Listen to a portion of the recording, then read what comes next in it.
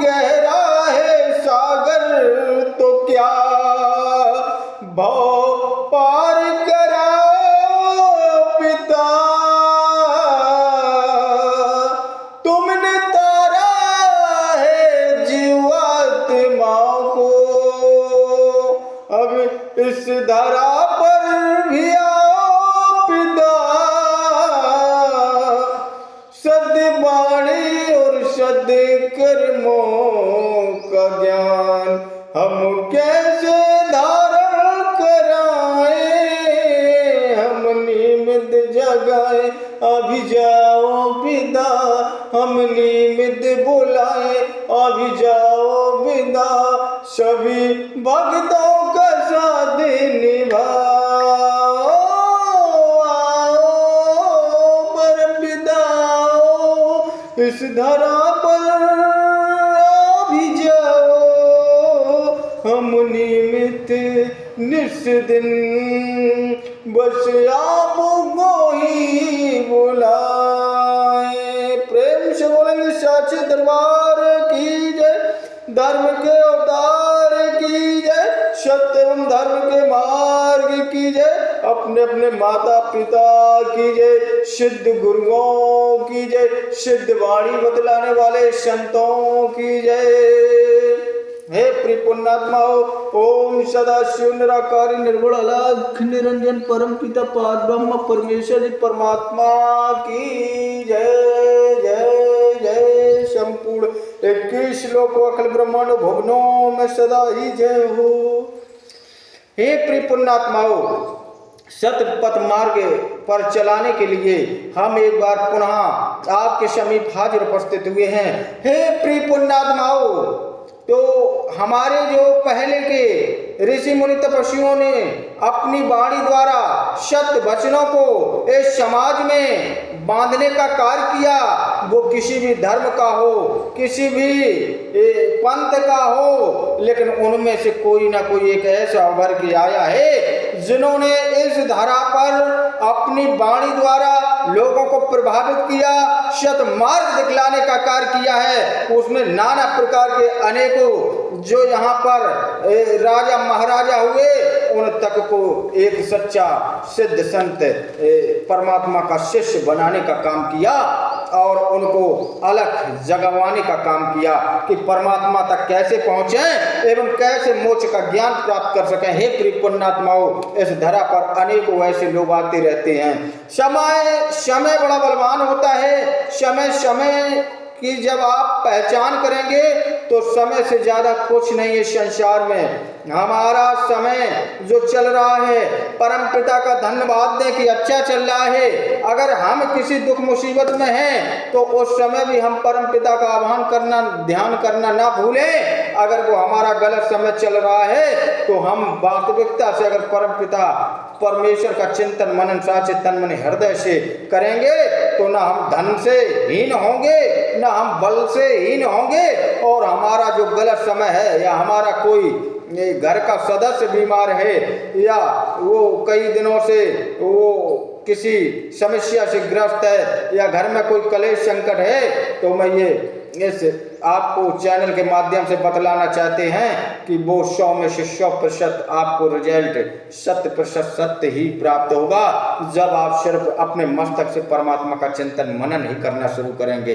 हे प्रिय पुण्यात्माओं, हम ये नहीं कहते कि आप निर्धन मतलब पूजा भक्ति में ध्यान मांग रहे हैं। अरे चिंतन मनन द्वारा ही परमात्मा की माला तो हमारी ये श्वासें जपा करती हैं। आपको ये आज दिन तक किसी ने नहीं बताया होगा।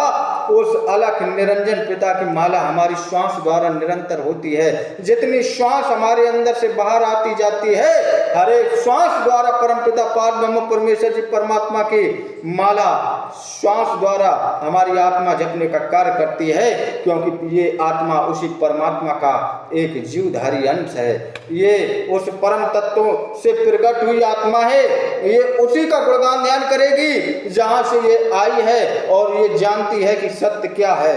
हमारा ये शरीर है, ये नहीं जानता।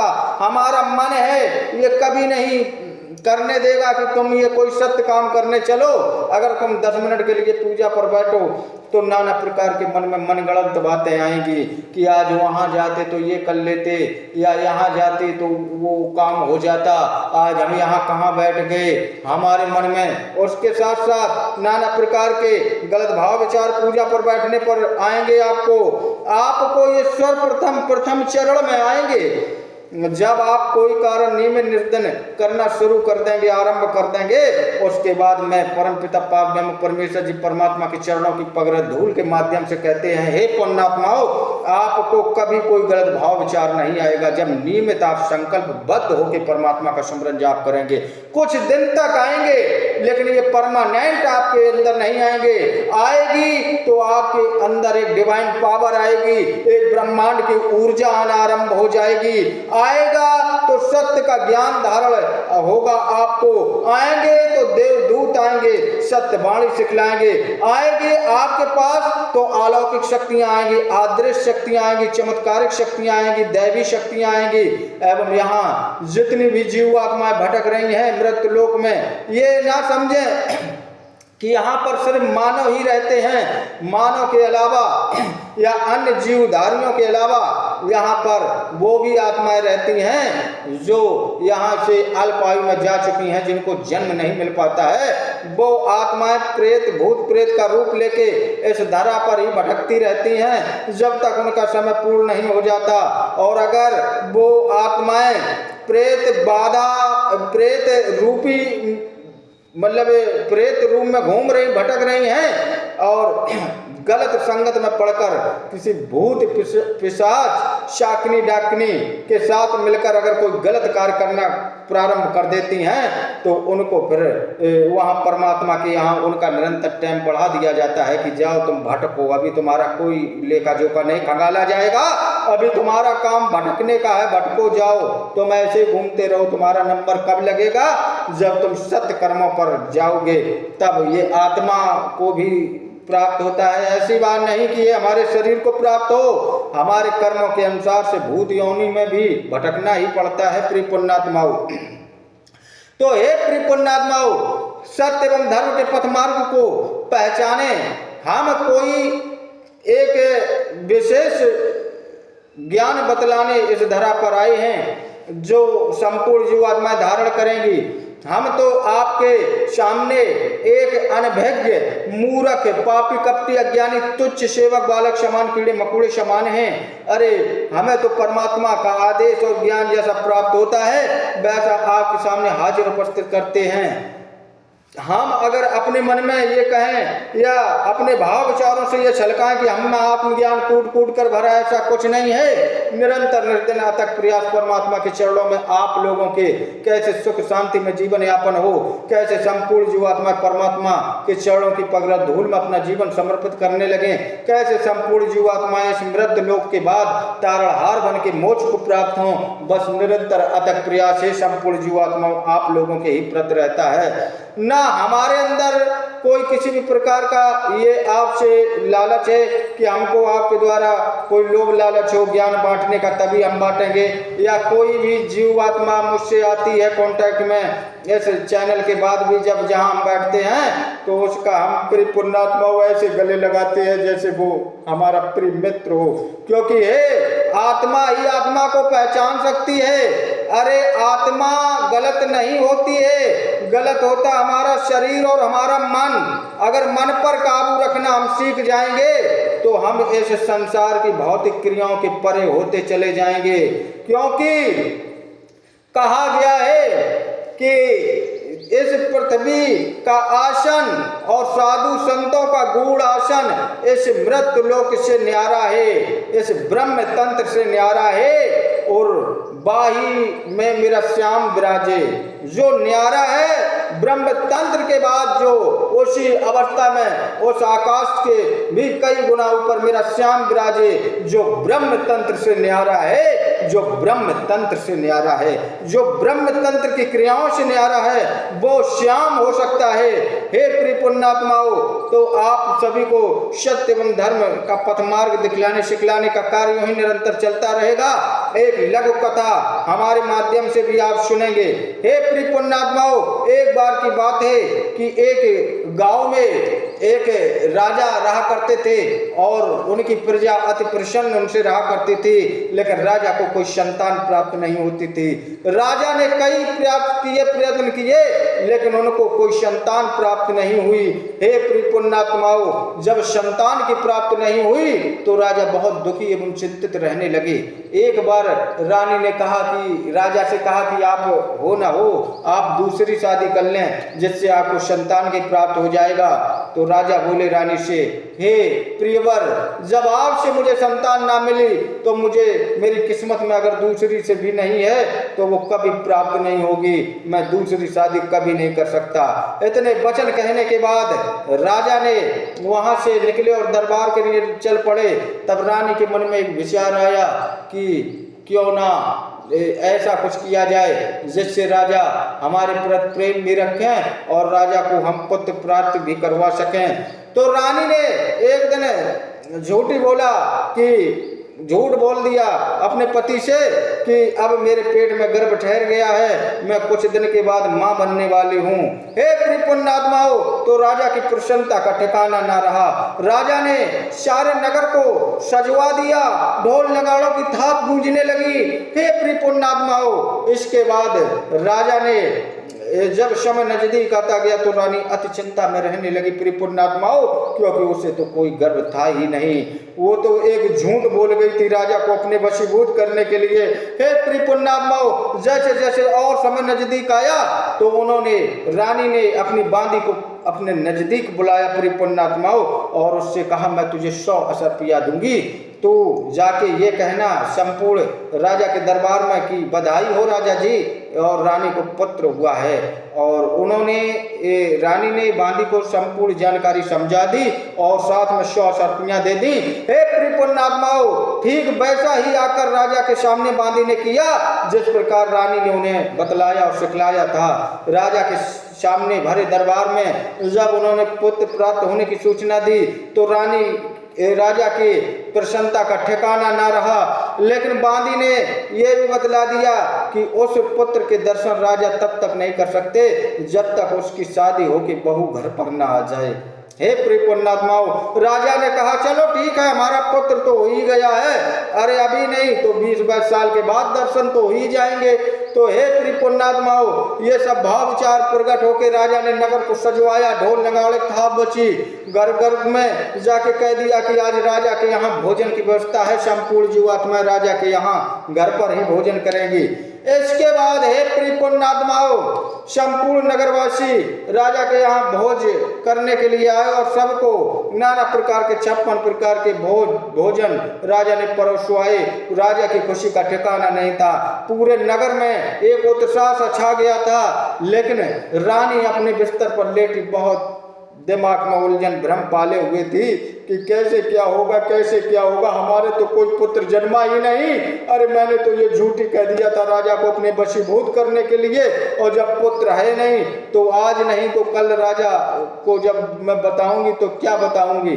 हे प्रिय पुण्यात्माओं, ऐसा करते करते कई दिन बीत गए।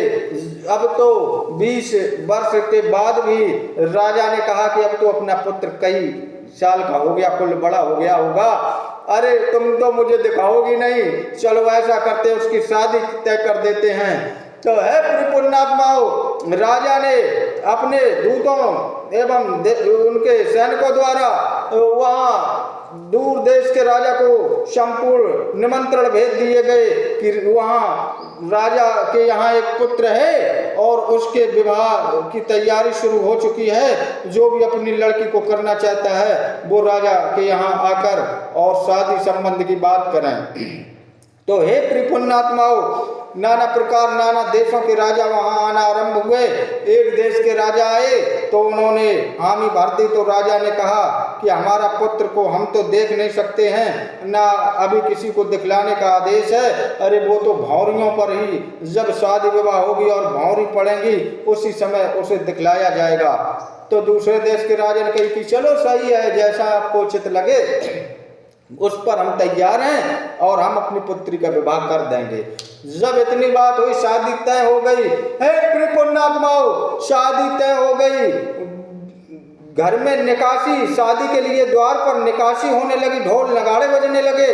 अब रानी का दुख का कोई ठिकाना नहीं। रानी को शरीर को काटो तो खून नहीं, हाथ पैर शून्य पड़ गए रानी के कि अब किया तो किया क्या जाए, अब झूठ कहाँ तक हम बोलें और कहाँ से पुत्र लाएं जो हम शादी के लिए इस पालकी में बिठाएं। हे प्रियपुण्यात्माओं, तो रानी के मन में एक भाव विचार आया। रानी तपस्या करती थी परमात्मा की, तो उसने भाव विचार प्रकट किया और एक बेसन का एक मीड़ा बना के, पीड़ा बना के एक लड़के के रूप में उसी पालकी में बिठा दिया और द्वारपालों से कहा जो पालकी ले जाते थे कि इस पालकी को बड़ी देख रेख के साथ रखना, हमारा बेटा अभी छोटा है, उसे कोई सी बात का ज्ञान नहीं है, अगर मेरे बेटे को कुछ हो गया तो उसके जिम्मेदार आप होंगे।